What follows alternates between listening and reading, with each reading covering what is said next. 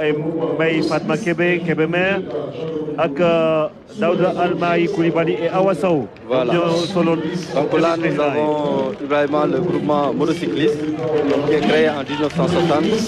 Une unité de la gendarmerie mobile sous les ordres du chef d'escadron Diène Ndiaye. Cette unité fait les missions d'escorte et d'honneur au profit de monsieur le président de la République. Le premier ministre, président de l'Assemblée et les autorités qui sont au Sénégal en visite. Nous avons aussi une mission d'escorte avec deux convois. Escorte le président. Nous avons escorte le président. Nous sommes basés au caserne Samba Diéry Diallo. Il y a 55 motos qui défilent. Ben bu ci nekk am na ay puissance 1200 chevaux beneen bi 1250 chevaux. te ñoom dañu yore ay fetal mën nañu tirer ay balles wala. waaw loolu yëpp dañ koy jàngat la donc ils sont entraînés pour ça ils sont entraînés pour quand même intervenir lors de leur mission. Alors là on est en train de voir l'arrivée de la légion de gendarmerie d'intervention qui est commandée par le colonel Cheikh Faye, une unité de réserve générale. Ce qui est solo, c'est de rappeler que la LGI a connu une réelle montée en puissance et compte aujourd'hui 16 escadrons sur un objectif de 18 escadrons articulés en 3 groupements de maintien de l'ordre qui sont réversibles en mode combat dont 3 unités blindées. Alors, dans son évolution, voilà, la LGI est passée d'un escadron blindé à un groupement, à 3 escadrons blindés équipés d'engins, de bastions, daguerres, Yacine et de Cobra 2. Okay. L'unité est placée sous les ordres du capitaine Modou Baye Camara qui défile en double version aujourd'hui, en version maintien de l'ordre mais aussi en version défense opérationnelle du territoire. Le premier escadron Bidi Romboni, il défile en format maintien de l'ordre et défense opérationnelle du territoire avec des engins de type daguerre et Cobra 2. Alors le daguerre dafa nekk engin boo nga xamante ni français yi ñoo ko defar ñetti servant lay jël moom benn pilote benn chef d'engin ak benn tireur moom dañ ko defar exclusivement pour le maintien de l'ordre mu am autonomie 700 km ba pare ñu équipé ko ak lance cougar boo nga xamante ni dafay mën a tirer 12 grenades en même temps. ay blindé la ñu. waaw yëpp ay blindé la comme auto président yi. Voilà, nous sommes les blindés. Deuxième escadron bi. Nous Mamadou Moustapha Diallo ak Ramatoulaye Witon Sarr ñoo doon xale yi. Voilà auto président yi aussi. Voilà. Deuxième escadron bi mi ngi défilé en format maintien de l'ordre avec des engins blindés de type Yalcine nga xamante ni Turquie ñoo ko defar moom aussi capacité d'emport am 9 militaires lay def ci biir.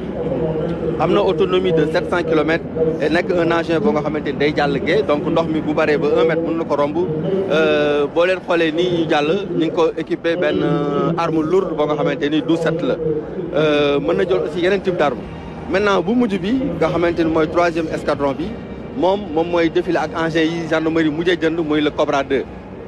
waaw Cobra 2 bi ñoom ñi ngi défilé en défense opérationnelle du territoire mu nekk ay engins yoo nga xamante ni Turquie ñoo ko defar benn bu si nekk dafay jël lu mat 9 militaires mais seen puissance moo am doole benn bu si nekk am nga puissance 360 chevaux c'est des engins yoo nga xamante ni seen autonomie 700 km la mais li si am solo mooy engins yi bu amee tàkk-tàkk ñoom dañ koy détecter automatiquement fay ko automatiquement. Ah oui? Waaw, donc dafa am système de détection et d'extinction automatique des incendies. Donc si biir dëkk bi la ñuy yem wala mën nañu nekk ci frontière yi wala dañuy nekk également ci àll bi. Voilà, au niveau boo xoolee les deux versions dañuy mën a nekk en maintien de l'ordre mais nga mën leen yóbbu aussi pour des opérations de combat.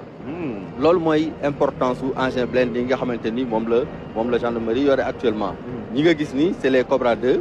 ñoom dañuy dem ci àll bi bu leen dañuy def opération maintien de l'ordre déjà mooy li ma doon wax léegi nii ñoom ñooy fay bu amee tàkk-tàkk ci kaw tali bi mais boo ko bëggee da nga koy yóbbu ci àll bi mu nekk encore bokk ci li nga xamante ni mooy xeex bi aux côtés des armées. la légion gendarmerie d'intervention gis nañ léegi aussi ay Thomas yoo nga xamante ni jàll nañ fii mooy oto yi nga xamante ni ñoom ndox la ñuy génnee pour éloigner li nga xamante ni mooy manifestants yi ñoom bu ñu rombee nag.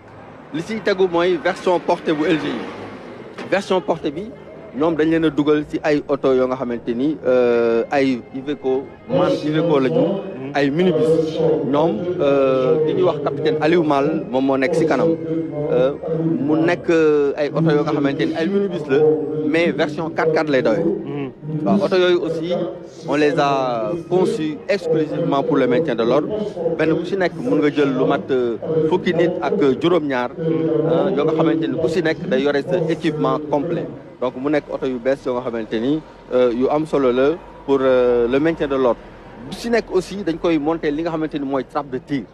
Trappe de tir mooy permettre ñu mën a nekk ki nekk si biir mën a lancer ay grenades pour mën a tenir à distance bu fekkente ni dafa am ay manifestants.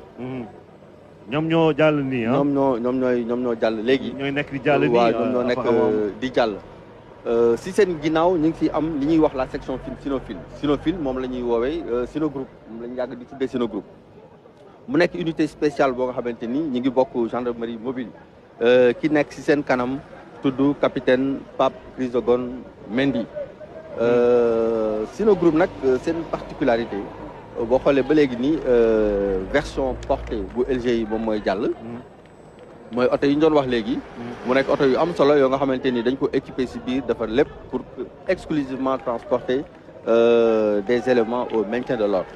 donc mu nekk oto yu am solo di remercier autorités yi nga xamante ni ñoom ñooy accompagner équipement ak modernisation wu moyens d'intervention yi gendarmerie nationale amee. donc ñu ñëw léegi si ki nga xamante ni moom la ñuy wax moom la ñuy tuddee. créé en 1979 déjà. mu nekk section Sinofil depuis 1979 ñu créé leen teg ko si sous les ordres du capitaine Pape Chrysogone Mendy ñoom ñu yore ay xaj yu bari. des bergers allemands des bergers belges malinois des spanners cockish mu nekk ñu am solo. Chiens yi nag ces chiens sont orientés dans la recherche d'explosifs, dans la recherche d'armes, de stupéfiants, les bombes, etc. Un chien de garde-patrouille également. Et sa version principale, sa vocation principale est la lutte contre le terrorisme. moom loolu moo leen tax a jóg. La lutte, le trafic illicite de drogue, mais le grand banditisme aussi. Unité bi nag ñu ngi ko basé fële ci LGI Mbao mooy caserne générale Waly Faye. mu am aussi yokkute bu am solo parce que gendarmerie nationale daf ci créé li ñuy wax benn centre de cynotechnie. Centre de formation boo nga xamante ni il a été créé avec la coopération allemande. di former ay nit ñu bari ci mbirum yar xaj ak xaj yi nga xamante ni ñoom ñooy def suñu liggéey. Elles sont implantées elle est implantée à l'aéroport. waaw actuellement am nañu benn unité canine boo nga xamante ni. mi ngi nekk aéroport Blaise Diagne international Blaise Diagne ñi ngi préparé aussi pour installer benn unité canine au niveau de Touba Fall mais aussi à Mbour. mais li si am solo mooy ba sa cëppaandoo ga légion de gendarmerie bu si nekk da ngay am benn unité canine bu lay jàppale si liggéey bi. parce que li ngay wax si aéroport bi am na solo xaj yi dafa yi ni mel dafa nekk parce que aéroport international Blaise Diagne c'est l'un des meilleurs aéroports d'Afrique on l'a dit récemment. avec les équipes d'Abdoulaye Dièye et le ministre des Transports aériens Doudou Ka mais ñii dem naa foofu ak waa douane ànd ak gendarmerie ci mbirum fret bi waaye gis naa xaj yi seen liggéey lu ñuy def. C'est extrêmement important. C'est également bien de souligner que ces chiens sont transportés dans des véhicules spéciaux dotés d'équipements de couchage, de groupes électrogènes, mais aussi d'une réserve d'eau de 200 litres pouvant assurer une autonomie opérationnelle de 6 jours à l'extérieur de leur base. Donc mën nañu génn fi ñu nekk dem liggéey am fa lu mat juróom-benni fan di def seen liggéey sans avec une autonomie opérationnelle. loolu dafa am solo pour que ñu souligner ko boo xoolee gis nga groupe électrogène yaa ngi noonu ci biir oto yi moom mooy oto yi nga xamante ni lépp li ñuy soxla mi ngi si biir bu ñu génnee tey mën nañoo def juróom-benni fan si biti te duñ soxla dara. ñii di ñëw nag ñooy section spéciale waaw xaj yu doy waar la c'est très important. extrêmement important waaw kii ñu gis nii di ñëw moom mooy lieutenant Aïssatou Cissé Diagne. moom moo nekk ci kaw section spéciale chargée de la protection de l'environnement muy unité spéciale bu am solo boo nga xamante ni thème ren bi li ñu ci wax mooy protection des ressources naturelles ñoom dañ ci jouer rôle bu am solo.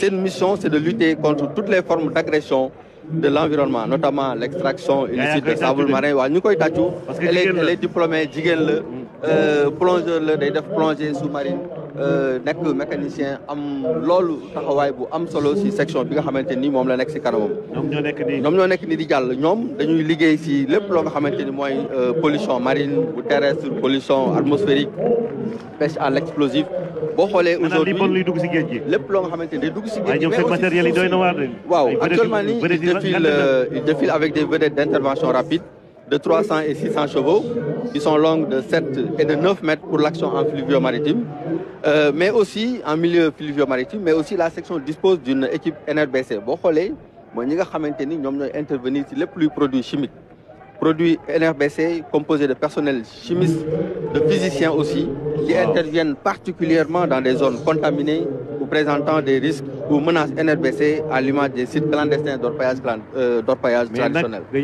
dañ ko wax te da ngeen di nëbbatu parce que lii. waaw lii am na solo ay mbir yu bees la am na solo lii moo leen di permettre ñu mën a intervenir ci zone bi nga xamante ni dañ ko contaminé wala yu mel noonu. moto yi nag moto yi ñoom noo ñuy permettre ñu mën a def la surveillance des plages moom la ñuy wax les quads.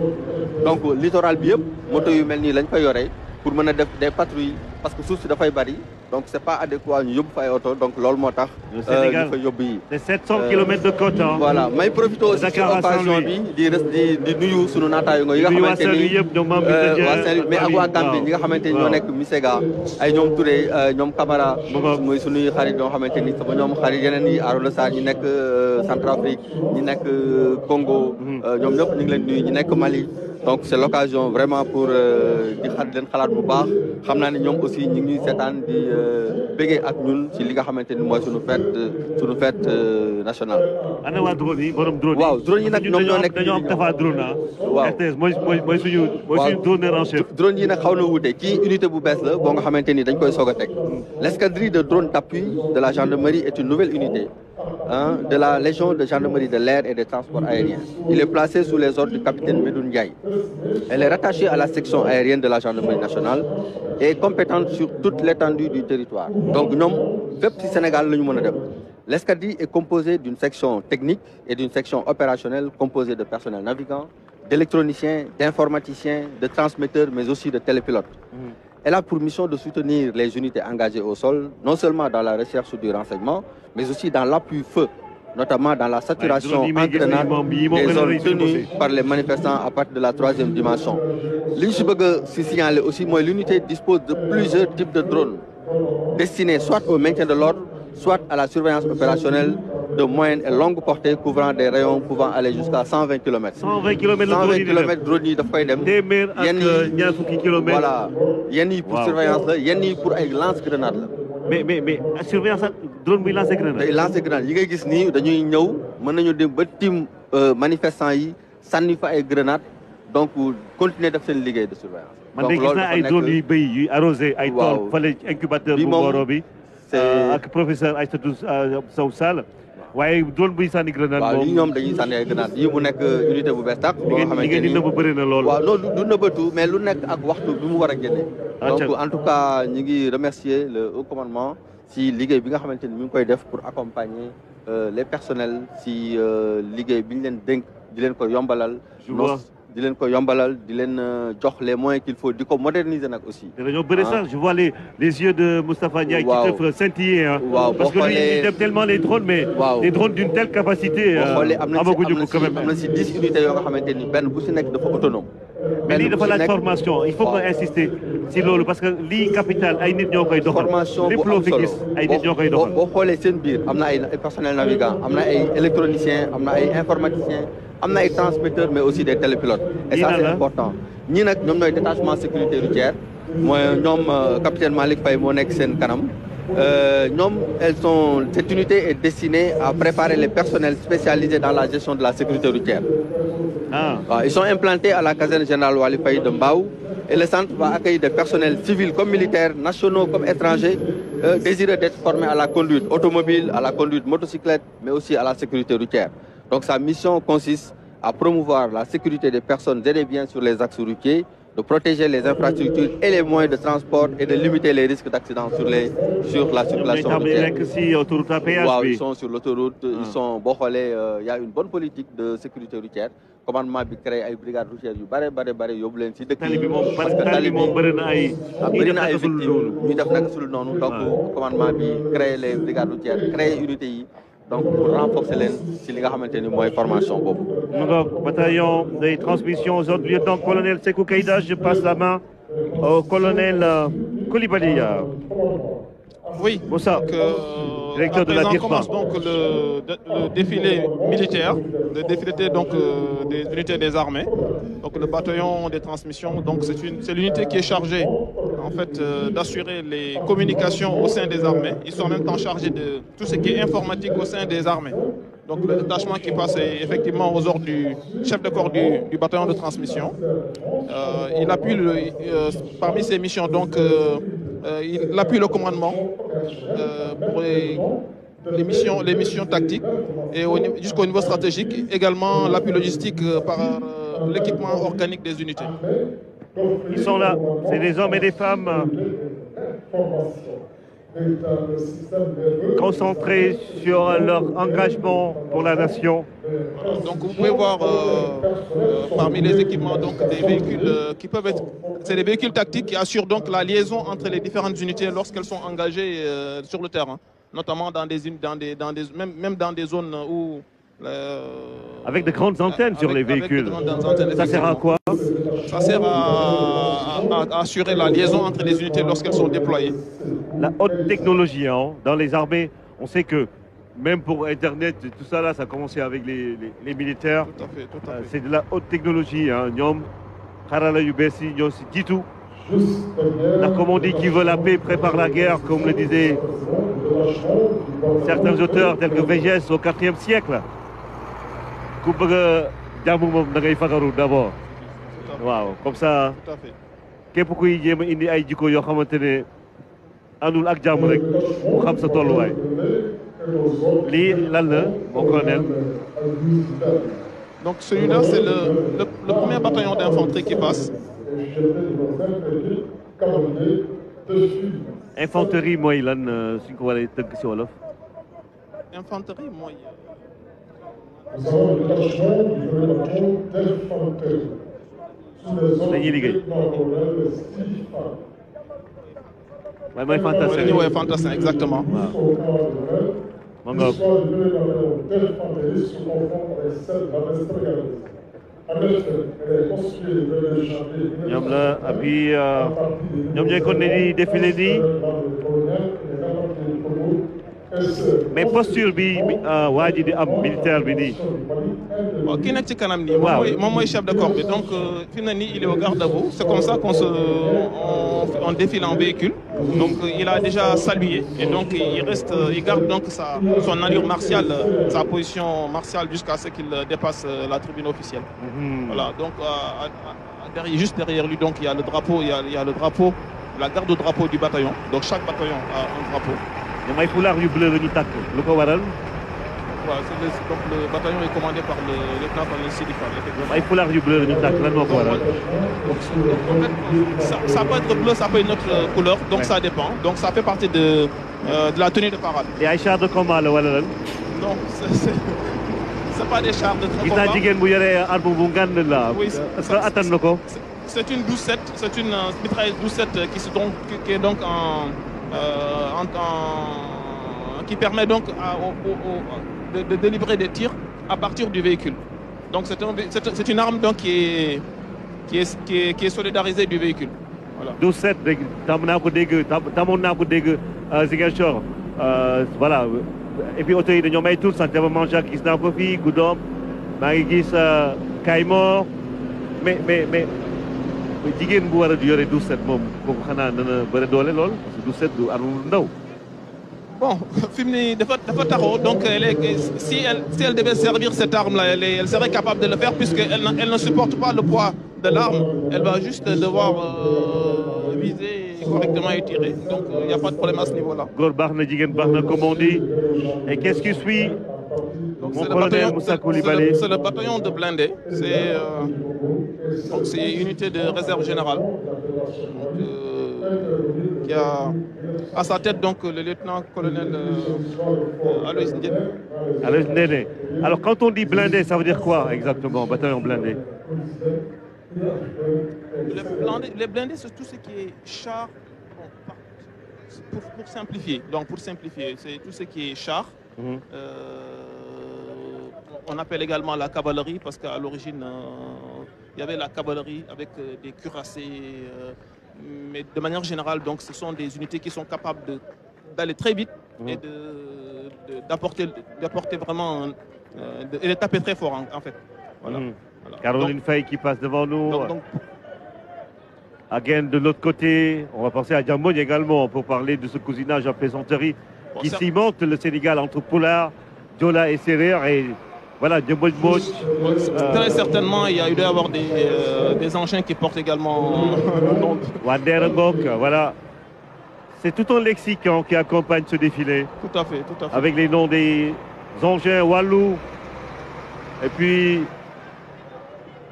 voilà, parce que le camion Bimom, donc ça, ce sont des camions citernes qui font donc partie des équipements des unités, puisque voilà, sur le terrain, il faut être capable de se ravitailler, aussi bien en eau, en carburant, etc. C'est important de le rappeler. Alors, cette ambulance qui s'appelle Safara, Safara qui veut dire... là, c'est le bataillon d'artillerie qui vient. Hein? C'est le bataillon d'artillerie qui s'approche. Le bataillon d'artillerie qui s'approche aux ordres du lieutenant-colonel Hassan Bachili. Tout à fait, tout à fait. Alors, artillerie, ñoom ñoo yore canon yu mag yi maanaam missile yi ak yooyu wala. waaw canon yu mag yi canon yi nga xamante ne mën na sànni obus. mën na ko sànni bu sori maanaam. comme yenn saa yi troupes yi bu ñuy jege si dañuy soxla ñu defal li ñuy wooyee appui. donc canon bi day sànni ci kaw fu sori de telle sorte que unité yi mën nañu avancer. loolu mooy artillerie. ah day xàll yoon bi. day xàll yoon. ba ngoog day xàll yoon waaye du comme génie ni muy xàllee yoon ci suuf. waaye donc day xàll yoon ci kaw. ci kaw dama fay mel ni ay missile laa gis de. voilà ce sont des lance-roquettes. Lance-roquettes, d'accord. te moom lii moom nekk militaire yombul de mon colonel. yomb na yombul. parce que lii moom gàddu ko rek mbir la lii moom gàddu ko rek mbir la moo tax civil yi war leen gën a respecté parce que lii du ku nekk moo koy song ñun civil yi war nañu roy bu baax si militaires yi comme ni ñu koy waxee parce que discipline bi waaw xoolal engin bële. c'est quand même du lourd ça. donc ça c'est des canons 155 de TRF1. Donc c'est de l'artillerie lourde, l'artillerie de campagne. Waouh, c'est impressionnant.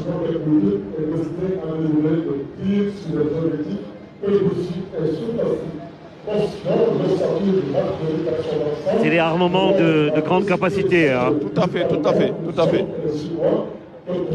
Et c'est bien la réalité, vous êtes au Sénégal, c'est le pays de la Teranga, mais qui sait se défendre quand il faut et accueillir les étrangers oui. Comme il se doit. Oui, aujourd'hui, comme hier, hein, c'est toujours important pour un pays de prendre soin de sa défense. Ce n'est pas un acte hostile, c'est juste qui aime la paix prépare la guerre, c'est important. Et ces canons qu'on voit, mon colonel? Alors ça, c'est ce qu'on appelle des lance-roquettes multiples. Donc, vous voyez, ils sont capables donc de délivrer des tirs. Combien je vois? Je peux compter rapidement. Ah là, c'est presque une quarantaine, non? On est, oui. Voilà, 4 fois... Oui, tout à fait. Voilà, c'est presque une quarantaine. Tout à fait. 4 fois 7, 28, et il y en a plus de 7 sur... Voilà. Donc ce sont des lanceurs multiples.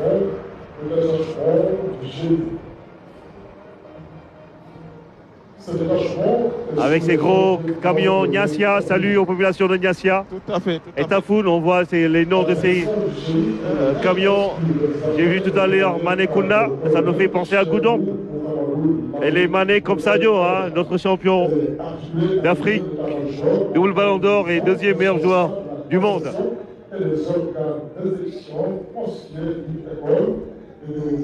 Et après le premier bataillon d'artillerie aux ordres du lieutenant-colonel Hassan Bachili, il y a des batteries de 150 TRF1. Ça veut dire quoi? Ça, c'est la puissance? Oui, c'est le gros canon que vous avez vu, donc c'est du 150 mm. Et TRF1, donc c'est la marque. Si vous voulez, c'est l'appellation réglementaire. Et ça, qu'est-ce qui vient? Alors, c'est le bataillon de soutien du génie. Ah. Voilà, donc, avec à sa tête le lieutenant-colonel Abdounian. Donc, vous savez, le génie a un rôle très important en particulier dans l'appui aux troupes sur le terrain. Et ces gens, avec ces casques, ces accoutrements là-bas, de l'autre côté, oui. c'est toujours le génie, c'est pour le déminage? C'est toujours le génie, voilà. Donc ça, ce sont des unités de déminage qui sont capables, donc, avec leurs engins, de faire de la détection et ensuite de la relève des mines. C'est très important pour les unités qui s'engagent d'avoir un appui génie. Et saluer Maguey Gueye, qui s'occupe du processus de déminage en Casamance au niveau du ministère des Affaires étrangères, avec des structures comme le Malao, la plateforme des femmes pour la paix en Casamance. Voilà, il faut aussi savoir que le génie a une dimension, disons, travaux.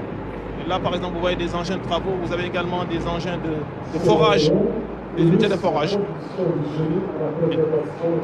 Ah, ils font du forage pour creuser. Et cela permet également au génie d'appuyer également la population civile en cas de nécessité, puisque ce sont des compétences, ce sont des savoir-faire, ce sont des capacités qui sont également valables dans le monde civil.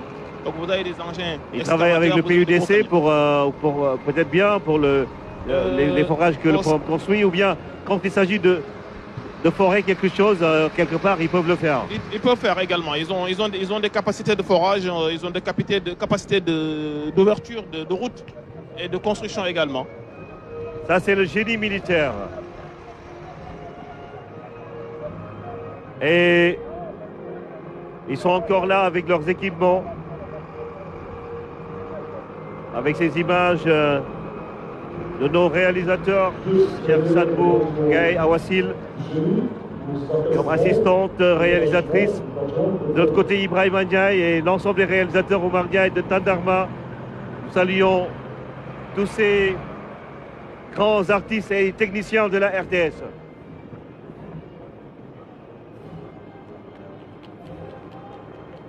Goudiri, avec le génie militaire qui continue à défiler en direct sur la RTS sous vos yeux.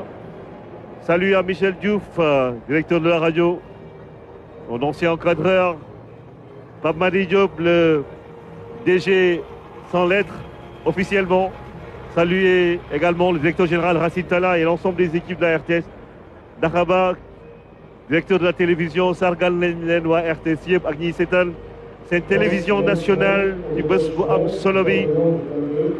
Sénégal toog ñaar ba ñetti at amul défilé bu mel nii wane boppam drapeau national ci boulevard de la République mu doon lu ñuy fàttali lu ñu bokk mu di drapeau bi nga xamante ne moo ñu tënk ñun ñëpp kon nag am na lu may gis de mon colonel lii moom.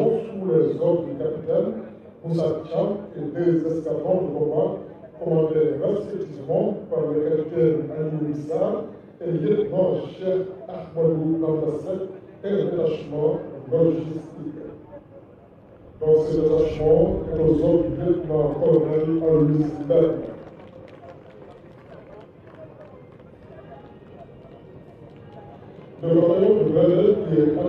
Blindé yi maa ngi nuyu waa Ziguinchor waa Enampor également qui nous suivent Oussouye, Niassia, Djibonker, un peu partout dans la verte Casamance. Maguey Diop mu ngoog maa ngi lay gërëm di la sant également parce que nous célébrons à l'instar des États partis à la Convention sur l'interdiction de l'emploi et du stockage, de la production et du transfert des mines antipersonnel et sur leur destruction, dite convention d'Ottawa, avec le ministère des Affaires étrangères qui célèbre cette journée aujourd'hui, 4 avril. Maguey Diop, merci pour ces informations et plein de succès pour l'action contre les mines.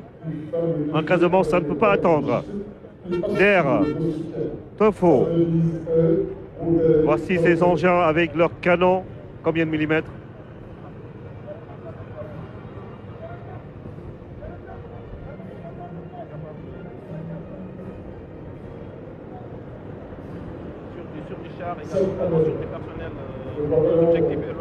On ne va pas vous demander combien vous en avez, mais c'est assez illustratif de ces équipements que le président Macky Sall entend doter l'armée sénégalaise. Et voici l'armée sénégalaise, les Djambars. Je vois Yokadou Acier, ça me rappelle Emmanuel Badji. L'homme de Sindon, l'homme de Adeyan, l'homme de Baganga et toutes les populations qui sont là-bas. Et population de Niangui, ça.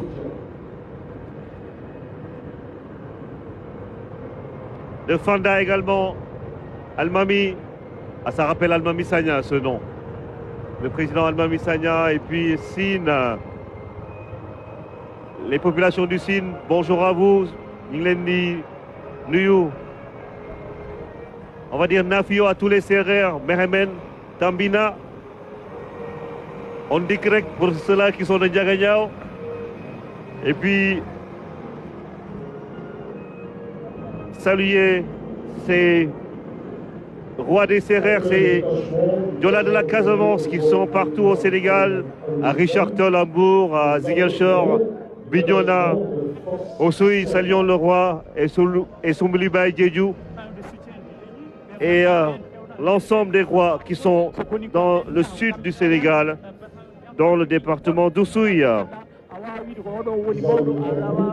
Et après cela, mon colonel, nous allons passer aux forces spéciales. Ah, ça, c'est très attendu. Hein. Il y a des gens qui aiment ça. Voilà, donc c'est le détachement des forces spéciales. C'est une unité très importante dans un dispositif. Et, ils sont sélectionnés.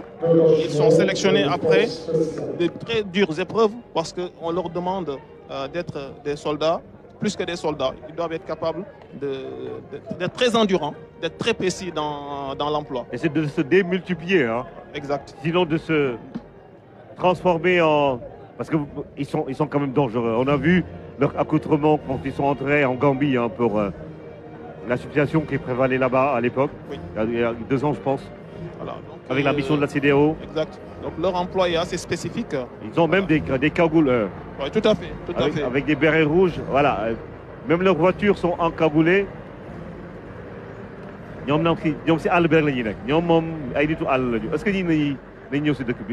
qu'ils viennent en ville ou pas? Ah si, ils ont besoin de s'entraîner et de